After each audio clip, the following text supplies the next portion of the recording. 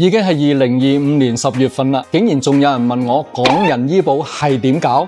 呢個嚴重批評啊！其實我上一年就已經介紹過港人醫保喺內地點樣買。今日我都因應粉絲嘅要求，講返幾個醫保嘅問題，順便更新一下2025年嘅新政策。首先，港人如果冇喺內地做嘢，可唔可以買醫保？答案係可以嘅。咁其實喺保障方面呢，我哋分為兩大類嘅，大家記住係兩大類哈。有一種我哋叫做社保，喺呢一度返緊工做緊嘢嘅人，我哋係需要買一個社會保障。咁呢個社保裏面其實包含咗醫保，亦都包含埋我哋退休將來攞嘅退休金等等嘅一啲保障嘅。咁另外，如果你冇喺呢邊返緊工，又未到退休年齡嘅話，即係我哋講緊40零歲以下噶啦，咁可以考慮買一個叫做靈活就業社保，都同我哋嘅職工社保係一樣嘅。咁大概每一個月我哋需要俾嘅社保費用係大概1400-1500蚊，呢個係最低嘅標準。而咁樣已經包含咗職工嘅醫保同埋我哋嘅社會保障噶啦。如果喺呢度生活嘅話，我哋一定要買嘅就係醫保。咁呢一個醫療保障係任何年齡都可以購買嘅，由0到100歲都可以購買。我哋每一年要俾嘅就係809蚊。咁我哋一班退咗休嘅老友喺呢邊買嘅都係城鄉居民醫保，簡稱就係居民醫保。咁至於兩種醫保有乜區別？最大嘅區別就係嗰個報銷比例。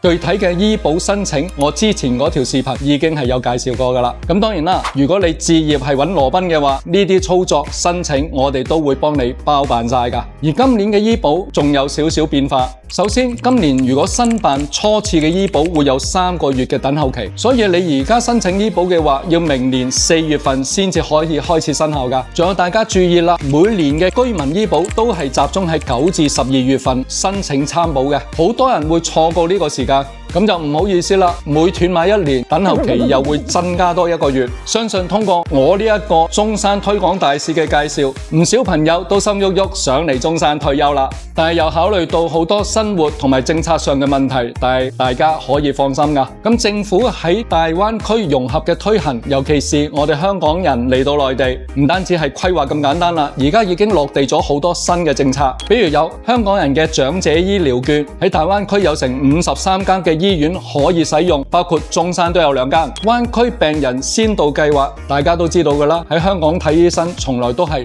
等，所以合規嘅人士都可以從香港嘅醫療系統轉到嚟大灣區嚟睇醫生噶，仲可以有埋報銷資助添。所以記得關注我羅賓 Sir， 灣區生活知多啲。